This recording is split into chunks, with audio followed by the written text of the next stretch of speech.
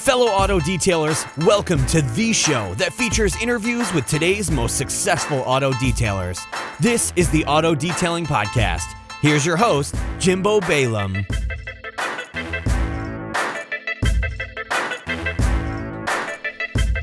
What's going on, everyone? Welcome to episode 301 of the Auto Detailing Podcast. 301. I'm still kind of reeling from episode 300 of last week, but I definitely wanted to keep the momentum going. So this week, I brought on two guys, and we talk about how they're selling $4,000 coatings. And we also touch, if you're an enthusiast or you're a DIYer who would never really install a professional grade coating on your car, we do talk about some... I really want to hit that enthusiast market a little bit heavier than I have been.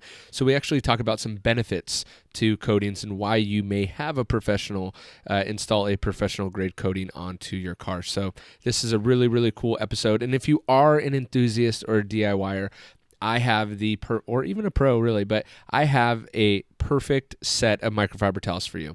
And in fact, it's called the Jimbo Kit, so you don't forget what it's called. And it's through autofiber.com. I've teamed up with them, kind of went through their whole selection, hand-picked towels. If you're interested at all, or even just interested in seeing what these towels are about, you can head over to autofiber.com and go under kits, and you'll see the Jimbo Kit. It's usually about the first one right there, along with some reviews. Or I just did an entire video over on my YouTube channel, and I go through every single towel in the kit and then what it's used for. So the Jimbo Kit from autofiber.com is definitely one that I recommend. We're actually in the process of working on a giveaway to give a couple kits away, teamed up with a very special liquid company, and a new startup liquid company. So hopefully that pans out. I'm not going to say who yet because...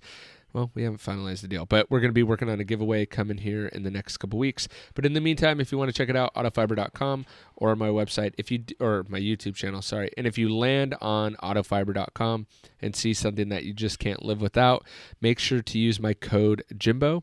That's code Jimbo at autofiber.com. It's going to save you 20%, and you're going to get free shipping on your entire order. So that's huge. So use code Jimbo, save yourself some dough, and the offer code. By using the offer code, it helps us track where the sales are going. So I appreciate you guys, and here we go. Episode 301 with Rob and Travis.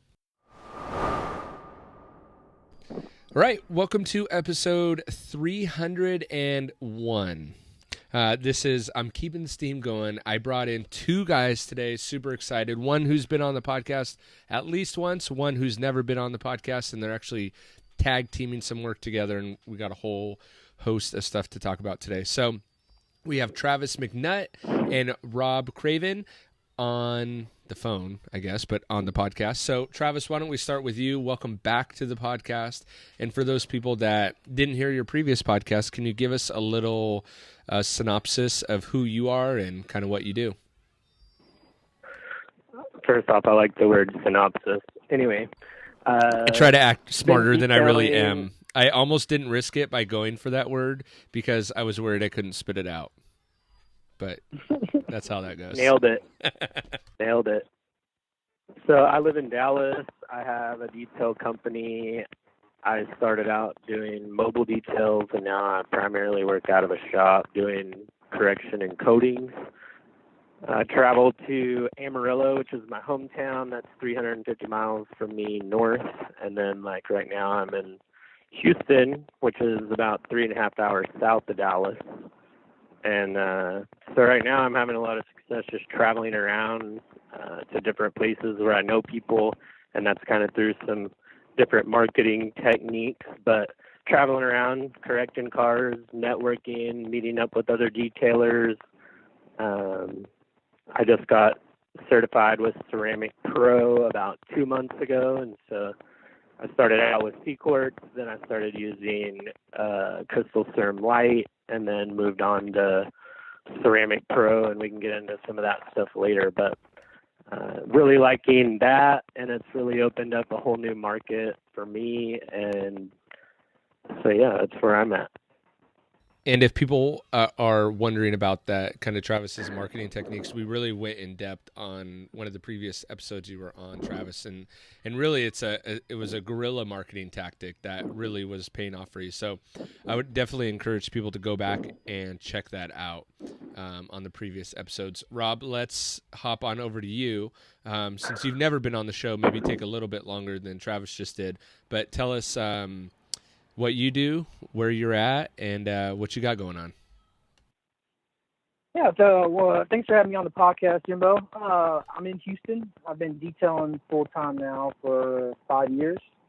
Just like Travis, I started off mobile. I just had one mobile rig. I actually gutted out a Volkswagen Golf and then built a skid, put a pressure washer, 50-gallon water tank, and loaded up with some detailing supplies and started a little business. About a year into it, I branched out, got another vehicle, had another employee, was pretty much running the Houston market mobily when it came to professional detailing as opposed to your normal, $15 car wash place, and really diving into that market. But after doing that market for about 2.5 years, I got my own shop and started going more into the paint correction and coating. That's when I got on with the IDA, went to a couple training classes, one in Boston, a couple in Dallas, just to hone my skills and try to learn as much as I can. Started out with C-Corts too. I think everybody should start out with a base level coating instead of trying to jump into the pro grade. And then now I've been on with Ceramic Pro for about 1.5 years, maybe 2 years.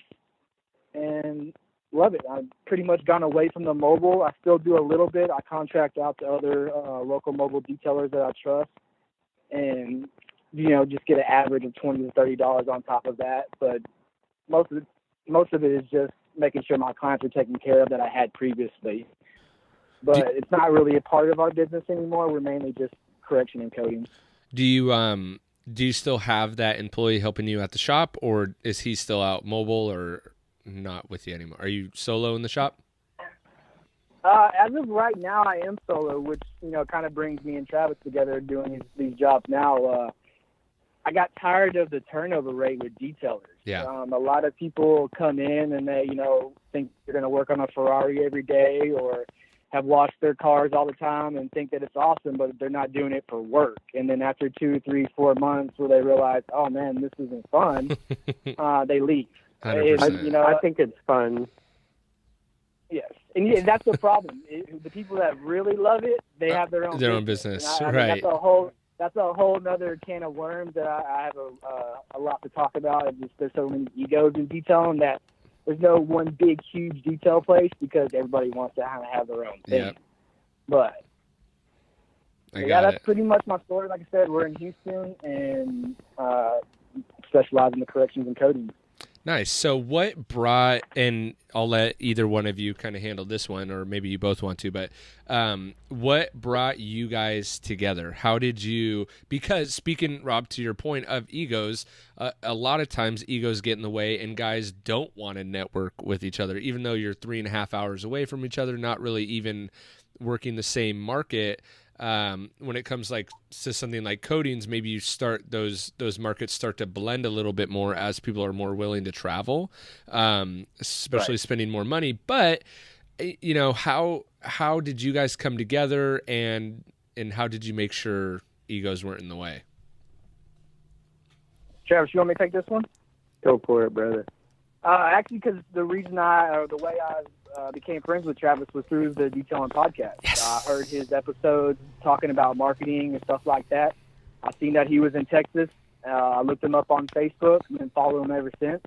And you see the work that they put out, and you kind of see, we're kind of on the same skill level, so that's someone that I would work with. And then one thing led to another, and he said he had a job in Houston, so he came down. We took care of that one. I had a couple more flow through, and it's so much easier working with another trained professional as opposed to having a helper, having to go behind them, double check their work.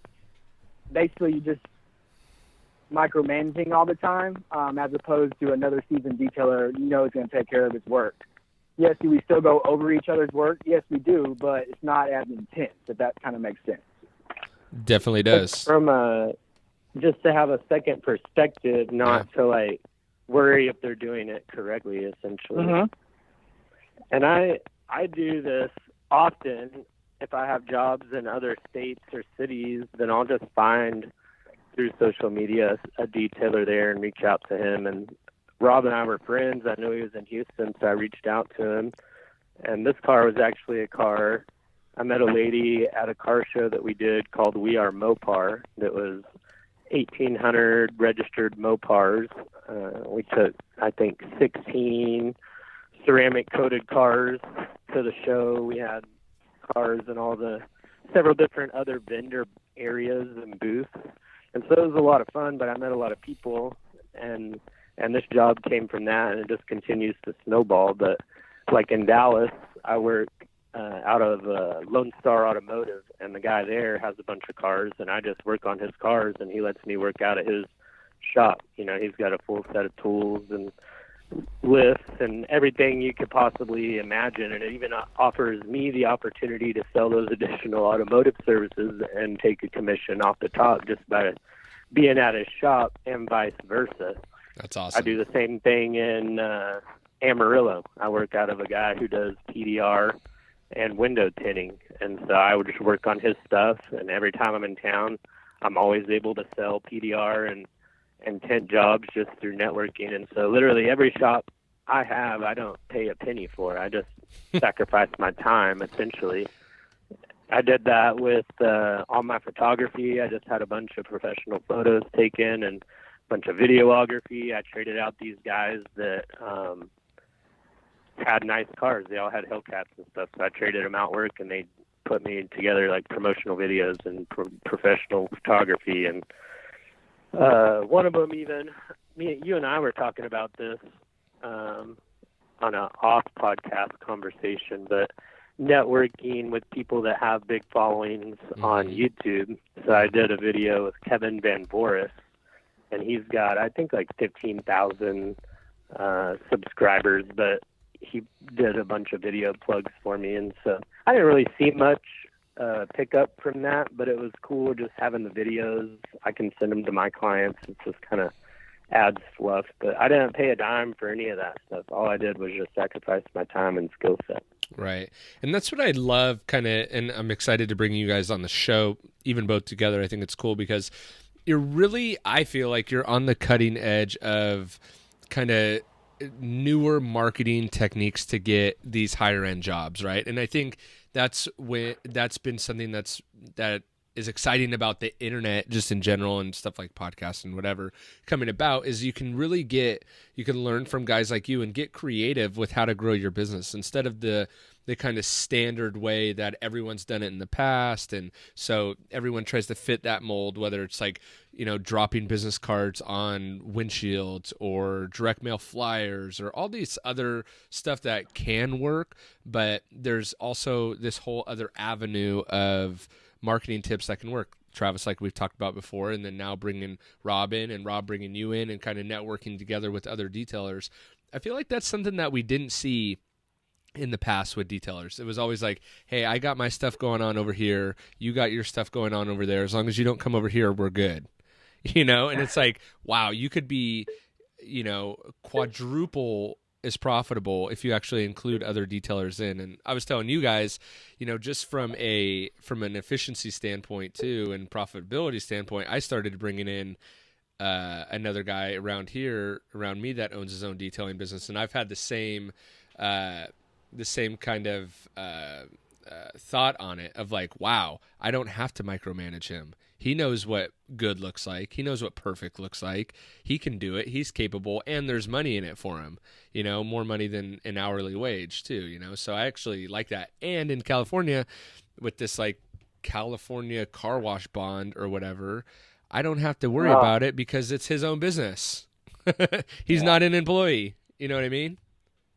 Right. And not only that, the time saving is the actual saving on your body. I mean, as detailers, 100%. We know it is tiring. So if you only have to do half the car, you're saving that on your body. So your back's not hurting as much. Little things like that, they add up. So yeah, you may have, not have made as much money as you could have, but one, you did it in half the amount of the time. You don't have to go back behind with somebody, and you actually saved your body. So I think it's all win-win situations. The only problem Rob, that doesn't work whenever you stack up 5 cars. It may take half the time, but you still have to work 14 hours a day to get them all done. That is true. That's a whole nother conversation, right? When you get too busy. But as far as one car, it takes half the time. Right. Yeah. Imagine doing 14 cars by yourself. That would be rough.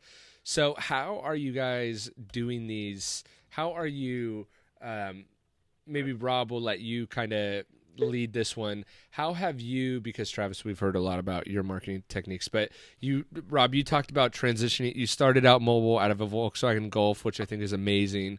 And talk about similarities. Travis starting out of the G37. That's cool. But how did you transition from, were you doing mainly like maintenance details out of that? And if you were, how did you transition out of that when you got a shop? Was that difficult, or was the demand just there? It wasn't difficult at first because I had 2 trusting employees and then a halfway helper. And so I was able to mainly do the corrections. I was actually, I partnered up with somebody. I just had a corner in their shop and was just banging out details, paint corrections inside there. And I would have the other 2 guys out doing maintenance detailing. I'm not a big fan of paint corrections in Texas outside. It's way too hot, way too humid, a lot of stuff. I mean, I know there's situations where you can fix that, but I only do paint corrections mainly inside. This is the first time I've ever done inside in the air conditioning, and it's like a paradise. But I completely agree. It totally, having surface control is what I call it. But you're able to maintain surface control through the whole process versus working outside or in a shop with all the doors open and stuff like that. You're constantly fighting, having a controlled environment on the surface so that you're not working against yourself. But anyway, keep rolling. Exactly. And dust and all that. It's just nuts outside. But once I lost those employees and then the demand for the mobile still kept up, for a while I was doing both and I was literally running myself in the ground. I do not recommend that to anybody just because it's hard. Especially here in Houston, we have a very big population. I do recommend it because you have to do what's hard to be able to make shit happen. If nobody did anything that wasn't hard, then they wouldn't get anywhere. So I think take into consideration what Rob's saying, prepare yourself, but at the same time know that it's going to be hard. You got to work your ass off to get to a place of success. It's not easy. Oh, yeah. Not everybody can do it, and it's the hard workers that get it done. So, sorry, I didn't mean to.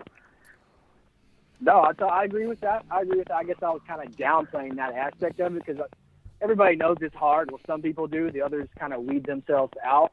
But whenever I realized, hey, paint correction and coating is really where I wanted to be, I kind of just did away with the mobile and just contracted it out to other local detailers like I was talking about earlier. And then brought the corrections to my shop. So I got my own shop at that point. And then literally just started turning down, I don't know how the best way to describe it. Just saying you couldn't do the basically somebody calling, hey, I want to get it in today. Can I do this? Can I do that? And I would try to do it and do my correction. And they wouldn't coerce. It's just hard, in my opinion, to go from washing a car to paint correcting. And then, of course, we have all the other stuff we got to deal with as business owners, the phone and all that stuff. So I just did away with it. Like I said, I contracted it out and went full throttle into correction and coating. And then slowly raising my prices. And yes, most of my customers were not happy with that, but a lot of them, the ones that really respected my work, were like, yeah, Rob, I totally understand that. And just after having a couple people tell me they understood it, it totally changed my mind. And then I also talked with a couple detailers here in Houston that are basically top notch. I mean, some of the best in the country. And talking with them, and they say sell your service. and even Travis, me and him have been talking about this the past couple of days. Sell your service, undercut yourself. This stuff is hard. It's laboring. It's not, just doing a base wash. Right. It literally takes time. And once I started doing that, it hasn't been a problem. I mean, really, it sounds like it is. It's just you kind of have to learn to say no to be able to get better jobs, in my opinion. Travis, if that's your business model, though. Right. It Great all point. depends on what your business model is. There's a big market for automatic car washes. There's a big market for regular mobile detailing, and there's a big market for paint correction. It just depends, how you're going to do it, in my opinion. And I think that's the punchline, right? Of like, and I think that's where people get stuck in the middle is like they're not sure what they want to do, right? And then the barrier to entry for detailing and the quick cash can come so fast, even though it's not always a lot. But then it's like it also starts killing you because the quick cash is the low hanging fruit, right? So it's easy to get, but that's the most competitive. Right, because it's. But I think everybody should start there because everything that it's like cutting your teeth, right?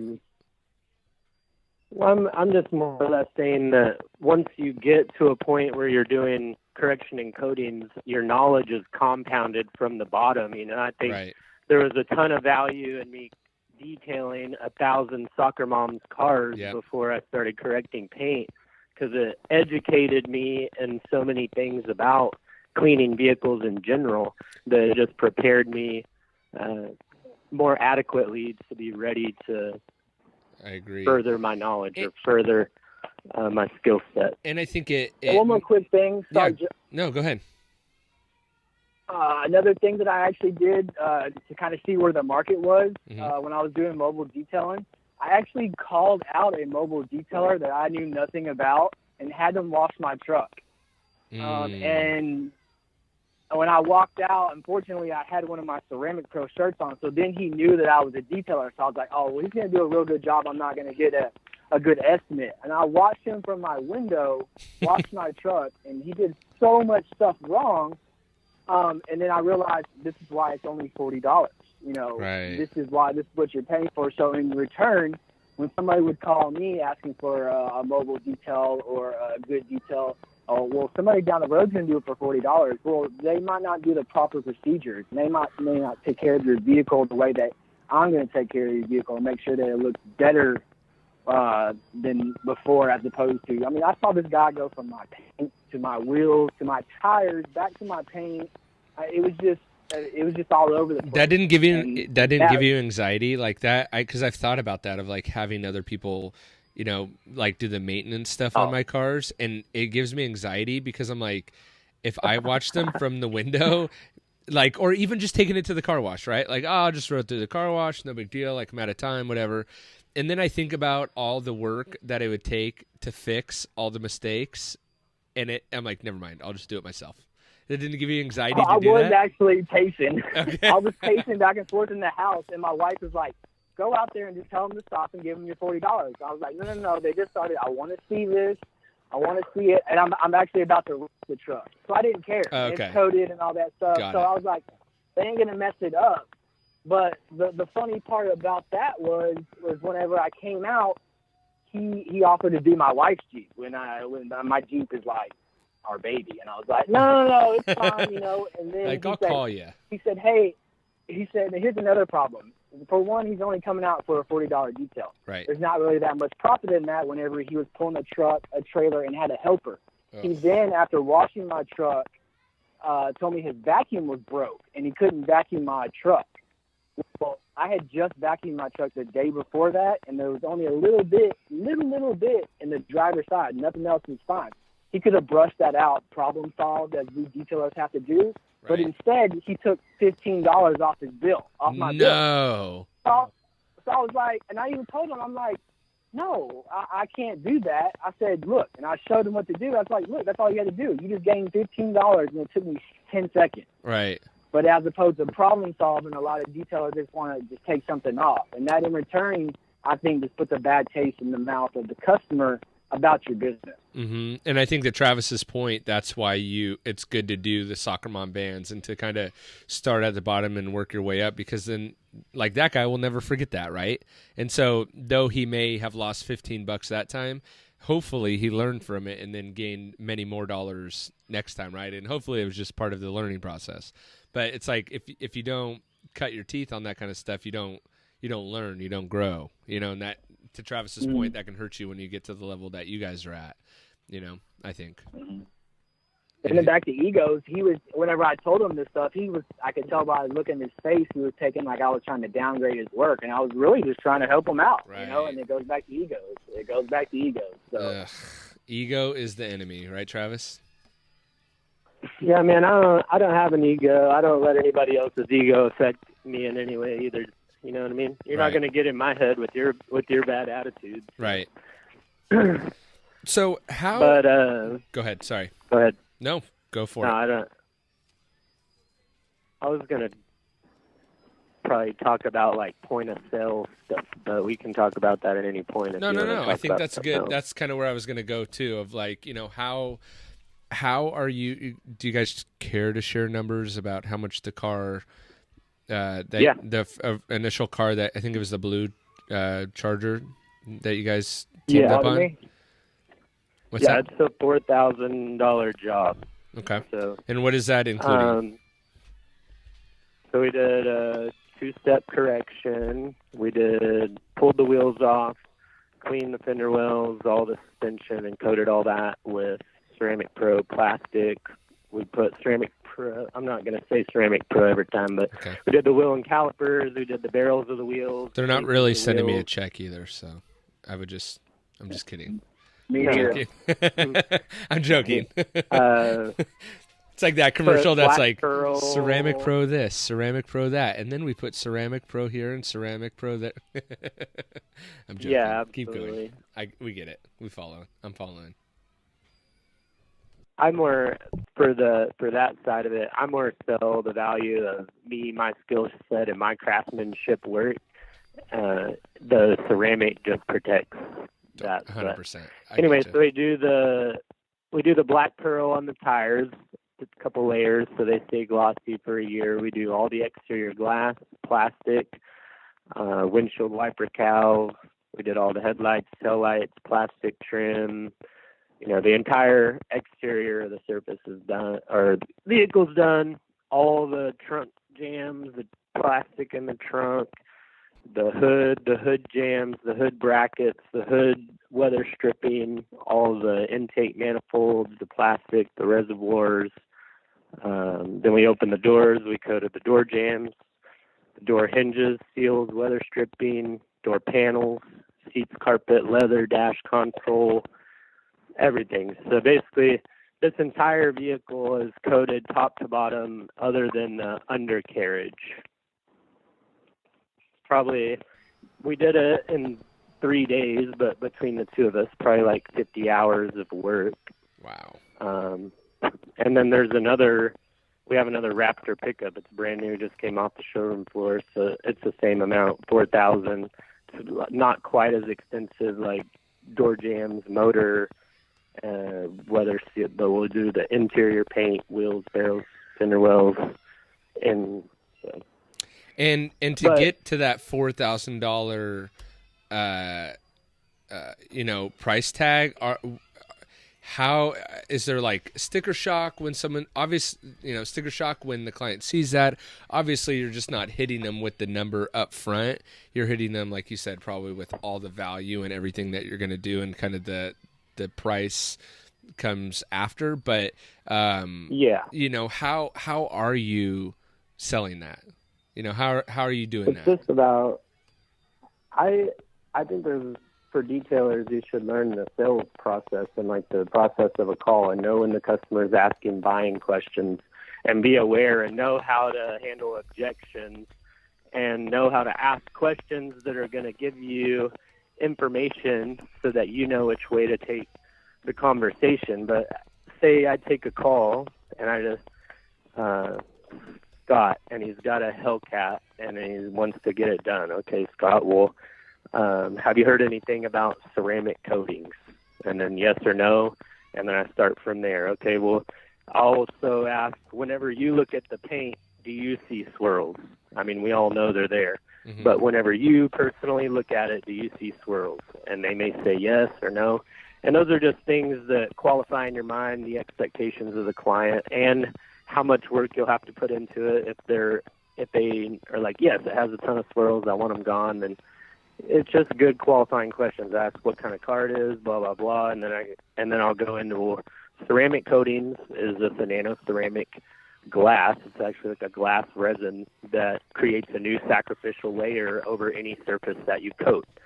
So we go through the entire car, and any surface that we're going to coat, we do a correction, and we try to restore it back to the as new, if not better than new condition, because whenever we apply the ceramic coating, it's going to lock it in to that state for whatever amount of time the coating is rated for. And so we have a coating that's surface specific for everything on the vehicle. We can do your glass, we can do your wheels, and I'll kind of roll through all that stuff. We even go as far as to pull the wheels off and do the barrels, the fender wells, the calipers. So we can really go through and do a service on your vehicle that's going to keep it looking as new as possible for probably the length of time that you own the vehicle. It's going to be easier to clean. It's going to stay cleaner longer. You're not going to have as much deterioration on the surfaces as you would, because they do have that new sacrificial layer over the top. And even if you do take some damage and beating and something happens to it, then the coating is easier to go back and correct and reapply instead of actually causing damage to the finish of your vehicle. So, and usually you're getting feedback through the entire conversation. They're either asking more questions or they're not. But I always start at the top. I try to sell everybody a $3,500 package.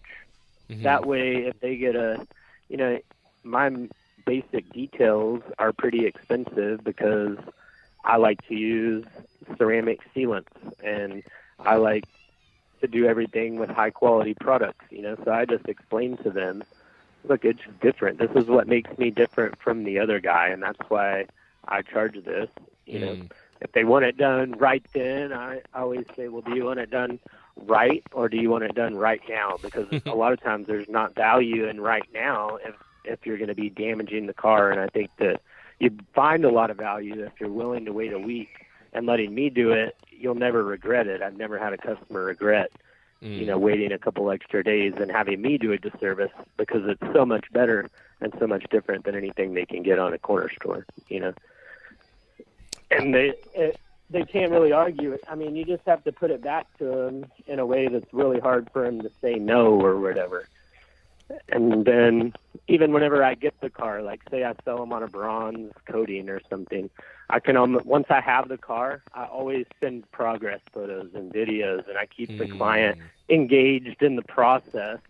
And I'm like, man, it sure would look nice to do this. And then I'll send them a picture of that service that's already been done on another vehicle, and maybe I'll discount it at that point, because once I've already got the vehicle in, I'm already doing everything else to it. To do that one more thing, I can get, a couple $100 on the bottom end, and it doesn't really cost me much time and energy product to do it. Or if somebody wants a silver package, which is a 5-year package, but they're not happy at the price point. Mine's $1,600 for silver. Then I'll throw in and say, like, well, how about I'll do your seats, or I'll do your carpet, or I'll pull the wheels off and do the barrels. I'll give you a $300 to $500 additional service, but I can't come under $1,600 for this service. I just try to build more value. If anybody's telling you no, you haven't built enough value in the process, and you as a subject matter expert and the service that you're going to perform, or they just don't want the work done, because they're going to do it with somebody else. The only reason they don't do it with you is because you haven't built enough value in yourself for them to believe that they need to do it with you and that you're the only qualified person. And that's kind of always the direction that I move in my conversations. And I'll give them the information. I'll pitch them on a gold, and how does that sound? Right. And even if you do, if you start them at $3,500, then even if you get them on a bronze at $1,300, $1,300 doesn't sound like very much compared to $3,500 or $4,000. Right. You're looking like an all-star still, you know. And it establishes you as a subject matter expert, and like, daggum, this person's getting this amount of money, then they probably most definitely should be worth $1,300. Mm-hmm. Right. But Rob, how about you? I mean, Travis covered it pretty well, so if you got nothing, I understand. He hit the nail on the head with that one, and that's going back to bouncing ideas off each other. Me and Travis have been talking, and I've been listening to some of the tactics that he uses, just because they're different than mine, and you can always grab something from another detailer. So that's why I'm part of the IDA, and people are like, oh, I don't need to be part of the IDA. Nobody knows about it, all that stuff. You're right. Nobody knows about it. But a lot of detailers know about it, and you get to connect with those detailers and, pick up something here, pick up something there, and you add it all in. It's good. That's where I think it's beneficial. But it's a more structured way to network instead of Right. And as opposed to direct attack. Got it. Yeah. Yep. And then as far as selling value on something so expensive, you do run into people that are like, oh, that's way out of my budget. I don't need to do that. You kind of build value because you don't maintain the vehicle afterwards is so much easier. So say you normally have to hire a detailer to come out once a month for, $150 to wash your car or wax it or whatever. That's the amount of money you're going to save over those 5, 6, 7 years, 10 years, depending on which package that you get. And once people hear that, they're like, oh, I don't need to get it waxed, or I don't need to get it sealed, and little stuff like that help build value with the customer. Mm-hmm. But then back to my last point of just, or not mine, but Travis's, just about selling the service and really catching their attention on the aftermath. It's not going to be like any other detail that you got. You're not going to be disappointed in 3 months. Again, here in Texas, it gets so hot that those waxes will melt and they will be gone. And then you're like, oh, I can't remember the last time I waxed my car. And then people just won't wax it. They'll just go get it washed and washed and washed and washed. And maybe a year later, they'll get it waxed. And at that point, it's too late. The paint's already trashed. But I tell people I won't even wax. I don't wax. I'll tell people I won't wax your car. And it almost is another intriguing point. And it draws them in. They're like, well, why not? And you can just tell them, there's no point in waxing it. There's no value in it. I mean, there's so many other better products out there that offer better performance, better longevity, and they're easier to apply, which is going to cause less marring through the application process. And so I just, in the best interest of the vehicle, to be able to protect it for a longer amount of time and keep it looking better, I just prefer to use sealants. And I just tell them so. And they'll buy into that most of the time. Yeah, and then I think I would think the hardest part is kind of just breaking through the first handful of clients that know that you don't wax cars, and then you become you stand out to be different, and then after a period of time you become that detailer that does the high-end luxury work or oh wow, this guy doesn't wax, he only he's looking out for my interest, he only does good stuff, or whatever layman terms get thrown around. So yeah, a lot of it is just educating the customer and explaining to them, not like I was giving another guy a feedback on his website. And it was just like, he had kind of like whenever I sent you my price list, whenever I was changing over companies and stuff, and I like to get feedback on that kind of stuff. Totally. It was just all these different things, all these steps, only me or only one of you two guys would know what the hell any of that stuff was. So the customers or the client's not going to read down through that. And if they do, they don't know what it means. And so everybody has a misperception about clay bar, and what it does. And so I try to break down the different processes and what we're actually doing and why we do it that way, what the benefit is, and how it serves the purpose through the future progress of the whatever service we're performing. Right. And then as they start to wrap their mind, it gives them a visual picture. They start to wrap their mind around all the different things that you're doing. It becomes a lot more complex. They start to understand why you charge more. Mm-hmm. And again, you're selling on the value. Yeah. Go ahead, Rob. Sorry. And a lot of detailers are probably thinking in their head right now, like, yeah, right, my customers are never going to go for a $4,000 job. Well, maybe the customers that you have now, but as you progress, and like I said, all this depends on employees. So if you're a one-man shop or you got 3 or 4, then you can do the base washes and all that and still paint correct. I didn't say that earlier. But as you become more and more known for paint correction and coating, your market totally changes, and people will start knowing. And then say someone called and, you're way too high. I don't love my car that much. I appreciate it, all the info that you gave me. Well, next time they're talking to Cindy down the street and she gets a brand new car, oh, hey, you need to call the A-Team.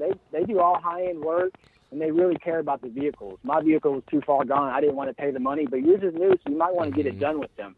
That value adds a lot. And then going to car shows, like Travis was saying. I walk around with a roof light in the middle and just look at cars, and people will come up to me, hey, what are you doing? Oh, you see those swirls right there? Oh, yeah, I do see that. Let me go ahead and knock that out. Little stuff like that. And like I said, you can get them. You can get those clients. You just have to change the way you're thinking. And it goes back to how Travis says, sell your service. So sell that $4,000 detail. Don't sell it like a $100 detail. Like, right. Put some effort into it. Right. Jimbo, those that I told you I got those knockoffs of the Scan Grips, the Astros from Amazon. Yep. They're both half the price. Phenomenal. Changed my life. I mean, it makes the biggest difference in the world having that light. Having a light that works. Say that enough. A color match light. Yeah. I mean, So you got the color match lights, or you got the cheap ones? I got the cheap ones, but they are color match lights. They're $95, Okay, got it. And Scan Grip is $98. So I think got it. The difference is substantially marginal. And what are they called again? I'm going to link it up in the show notes. Astro is the brand. Killer. The Astro, panel light is ASTRO. Mm-hmm. Okay. ASTRO, and they're on Amazon. The handheld light is like $70. Oh yeah. Okay. Yeah. And the panel light is $150, and they work freaking awesome. Yeah, it's a game changer when you have good lights that show you what you're working with. Mm-hmm. You know what I mean? Especially for the type of work that you guys are doing. I mean, it's imperative that you can see the panel for what it is. And they're also much more mobile. They're a lot smaller. You don't have to worry about moving around big light, stand, and all that stuff. I mean, extension cords. Yeah. Okay. Yeah, wireless. I mean, we have extension cords all over with polishers. We don't need them with the lights, too. I mean, yeah. So this is the Astro Pneumatic Tool, the 50 SL Sunlight, the CRI 97. That one, it kind of looks just like the Scan Grip. Exactly, yeah. Got it. I'll link it up in the show notes for people that are interested. They're freaking awesome. Cool, guys. Do you have any last? I'll link those lights up in the show notes if anyone's interested. In case I didn't just say that. Anyway, do you guys have any last parting words that you'd like to say, or recommendations, or and also give out your social channels? I am Texas Showshine, all one word. Texas Showshine. Instagram, Facebook, Snapchat. I do a lot of Snapchats. I interact with a lot of detailers on Snapchat just because they can ask me questions really quick, or they can ask me about different cars I'm working on. I think it's a whole nother podcast, but one of the things that I think is more important than learning how to code or sell coatings is correcting paint, and just some of the really freak game-changing techniques that I've adopted recently. Can you give us one or two quickly? Yeah. Work really, really clean. I literally blow my pad out after every single pass. Work small sections. Keep your arm speed slow. Change pads often. Don't move fast. If you move slower and you give the compound or the polish time to break down underneath the pad, then it's just going to give you a better result. But I see a lot of guys that have a hard time keeping the pad flat on the panel, which no panel is flat, but there's a lot of technique into rolling the machine into the different corners and crevices of the cars. But work slow, work clean, make sure your I clean my pad out every single pass. It makes a huge difference. Every pass, not every panel, every pass. Every single pass. Wow. I make a pass, I clean my pad. I make a pass, I clean my pad. And I mean, it just makes it that much better because you're not, if you got to think you're sanding, you're pulling clear coat into your pad. So if you do one pass, then you've pulled off a layer of clear coat into your pad. Well, defects got to go somewhere. Right. Yeah. True. I mean, Good point. so the cleaner you work, the more proficient your work will be. It may, you may find efficiency through different other steps in the process. Do you think in a roundabout your proficiency Sorry. will be much better? Go ahead. Yeah. Do you think in a roundabout way, by working slower and doing stuff like that, you're actually working faster in the end? Yes, Okay. absolutely. Cool. Because my arm speed used to be pretty fast, but I'm much slower than anybody else I work with now, and I'm still just as fast making my way around the car, but I don't move the machine fast at all. Got it. Cool. Love it. We could do a whole nother podcast on that. Rob, what about you? Yeah. Social media, Facebook, obviously Rob Craven. 18 Detail is my business page. On Instagram, I'm Detail Guy Rob. 18 Detail on there as well. I am on Snapchat as 18 Detail, something I'm just now working myself in. Kind of new to the Snapchat. Yep. But if there's any advice that I can give to other detailers, is, man, find somebody else that's on your level and pick their brain or above you. Yeah. I mean, Yeah. I know it's ego-driven, but maybe you're a mobile wash guy that wants to get into it. Man, go find that one guy that is killing it in your market and say, hey, man, I want to do this too. And they're either going to say no or yes. I was fortunate to have a lot of good people really come and show me some stuff, and vice versa, I'll show them. But I know most detailers watch YouTube videos and this and that, but actually interacting and seeing someone else work and kind of just taking a step back really helps out. And in my opinion, at least, you just kind of see how different people do stuff. Mm-hmm. I love it. I think detailers networking together is the greatest thing ever. And I think that hands down is going to help our industry tremendously. So, well, I thank you guys for sharing your knowledge and letting us network together through a platform like a podcast. So I really, really appreciate you guys doing this today. Hell yeah. 301, Jay Balaam. Thanks for listening to another episode of the Auto Detailing Podcast. Head on over to autodetailingpodcast.com for full show notes and links of everything that we've talked about today. And don't forget to check out our resources page for a direct link to all the products talked about not only on today's episode, but that I use in my day-to-day detail business. They have direct links so you can purchase and get free shipping right from that page. That's autodetailingpodcast.com. We'll see you on the next episode.